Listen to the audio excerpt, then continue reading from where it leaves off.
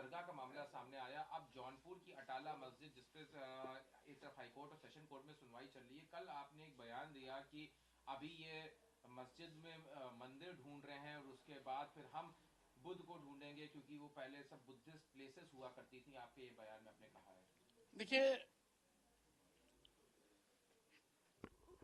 जिस तरीके से भारतीय जनता पार्टी सत्ता में आने के बाद लगातार इस देश में सांप्रदायिक सौहार्द बिगाड़ने पर उतारू है,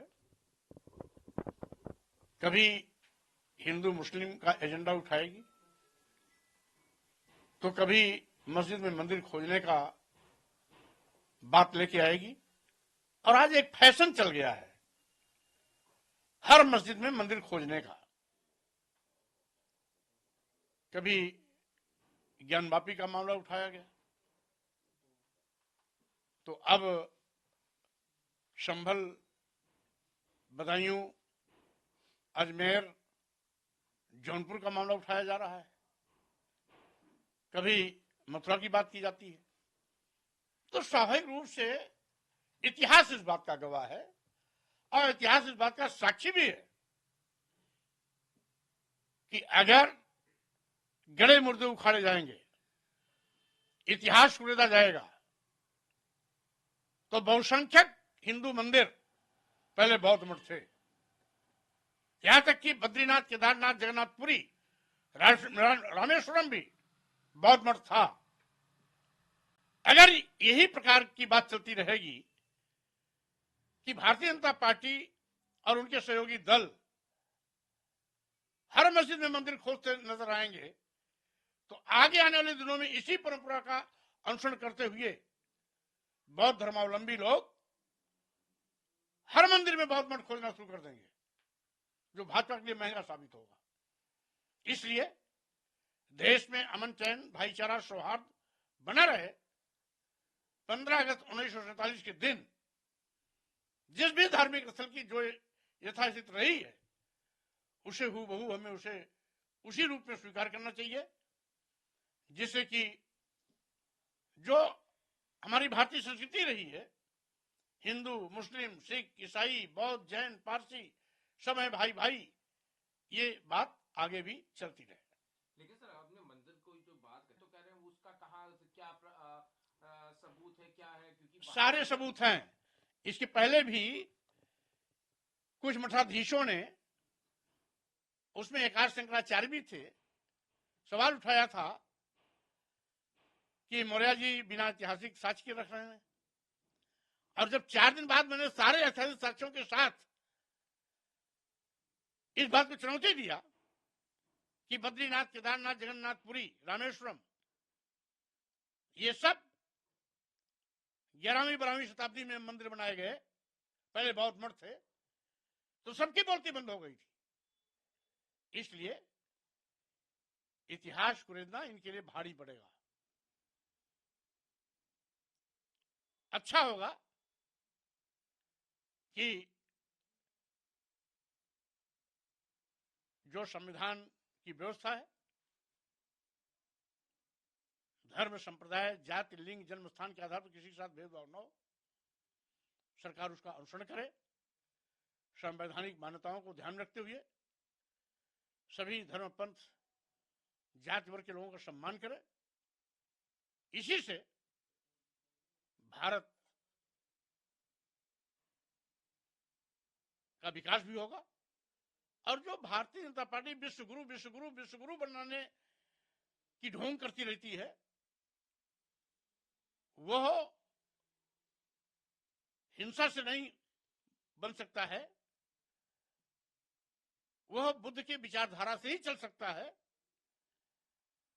इसलिए शांति, अमन, चैन, भाईचारा, सौहार्द बनाए रखते हुए संविधान का भी सम्मान करें और लोकतंत्र का भी सम्मान करें, तथा जितने भी भारतीय हैं, किसी धर्मावलंबी, कोई भी धर्मावलंबी हो, उन सबका सम्मान करें।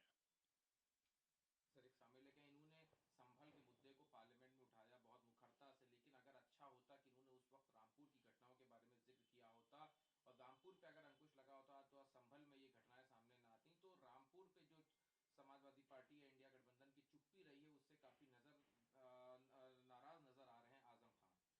देखिए, अब इसमें कोई दो राय नहीं कि आजम खान जी बहुत ही वरिष्ठ नेता हैं। भाजपा सरकार में उनके साथ जिस तरीके से जनजातीय अत्याचार हुए हैं जगजाहिर भी है, और वो कई बार नेता विरोधी दल भी रहे हैं, विपक्ष की अच्छी भूमिका भी निभाने में माहिर रहे हैं। लेकिन जिस तरीके से आज वाकई में विपक्ष को मुखर होकर सड़क पे आना चाहिए, सरकार को घेरने के लिए जबरदस्त तैयारी करनी चाहिए, कहीं न कहीं विपक्ष उसमें कमजोर पड़ रहा है। तो उनका दर्द अपनी जगह सही है, और अगर विपक्ष अपने तेवर और भूमिका में होता तो जो रोज भाजपा के नए नए ड्रामे चल रहे हैं, ये ड्रामे तो नहीं होते। विपक्ष में तो आप भी हैं। इसीलिए तो मैं तो मजबूती से उठा ही रहा हूं, और समाजवादी पार्टी में ऐसे ही मामले को उठाने के नाते मेरा मतभेद हुआ था, जिसके नाते मुझको समाजवादी पार्टी को अलविदा कहना पड़ा था। तो समाजवादी पार्टी उत्तर प्रदेश की मुख्य विपक्ष पार्टी है, लेकिन वो विपक्ष की भूमिका में आज तक नहीं आ पाई है। अभी भी सत्ता जैसे व्यवहार समाजवादी पार्टी करती है, तो स्वाभाविक रूप से विपक्ष होता है, और विपक्ष को बेमुरवत होकर के जनहित के मुद्दों के साथ खड़ा होना चाहिए। लेकिन यहां तो विपक्ष डरा हुआ है, सहमा हुआ है। ईडी, सीबीआई, इनकम टैक्स आदि भारतीय जनता पार्टी जो ब्रह्मास्त्र का प्रयोग कर विपक्ष को कमजोर कर रही है, कहीं न कहीं विपक्ष सदमे में है। उससे उबरना चाहिए, अपने तेवर में आकर के भाजपा के मनमानेपन पर रोक लगाने के लिए आंदोलन करना चाहिए। विपक्ष की आपने बात करी, सबसे एक अलग हट की पार्टी बीएसपी है।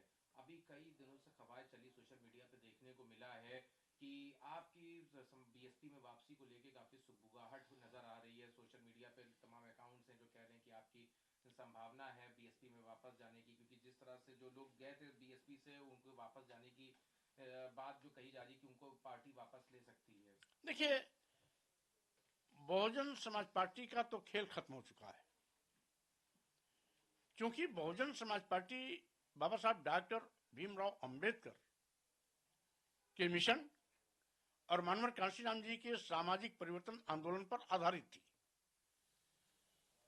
बहुजन समाज पार्टी की राष्ट्रीय अध्यक्ष सुश्री बहन मायावती जी ने बाबा साहब के मिशन और मानवर कांशीराम के सामाजिक परिवर्तन आंदोलन दोनों से हटकर एक अपना मनचाहा रास्ता तैयार किया, और जिसका कारण है कि आज जितने भी मिशनरी कार्यकर्ता रहे और मानव कांशीराम के सामाजिक परिवर्तन आंदोलन के साथी रहे, वो सब बसपा से बाहर हो गए। और बसपा कैसे काम कर रही है ये जग जाहिर है। इसलिए बसपा के ये बुरे दिन आए हैं, इसके लिए जिम्मेदार स्वयं सुश्री बहन मायावती जी हैं, इसके सिवाय और कोई नहीं। तो क्या जो आपके वापस जाने की बीएसपी री ज्वाइन है, जो लोग सोशल मीडिया पे तमाम लोग लिख रहे हैं, क्योंकि मायावती ने बीती जो बैठक हुई थी उसमें कहा था कि जो लोग गए हैं वो वापस भी आ सकते हैं। जब न वहां बाबा साहब का मिशन है, न सामाजिक परिवर्तन आंदोलन है, तो कोई क्यों जाएगा? आप नहीं जाएंगे मतलब? स्वाभाविक रूप से ये बकवास है, और बहुजन समाज पार्टी अपने जनधार को रोकने के लिए इस प्रकार की सिगुफेबाजी करती है। इसमें कोई सच्चाई नहीं। तमाम लोग बीएसपी को आप बीजेपी की बी टीम बताने लगे हैं। बीजेपी की बी टीम बताने लगे हैं, इसका मतलब है कोई न कोई सच्चाई है, तभी तो लोग कहने लगे। और आज बसपा खत्म हुई है तो इसी नाते खत्म हुई है कि वो मिशन से हटकर भाजपा के डायरेक्शन में काम करती है।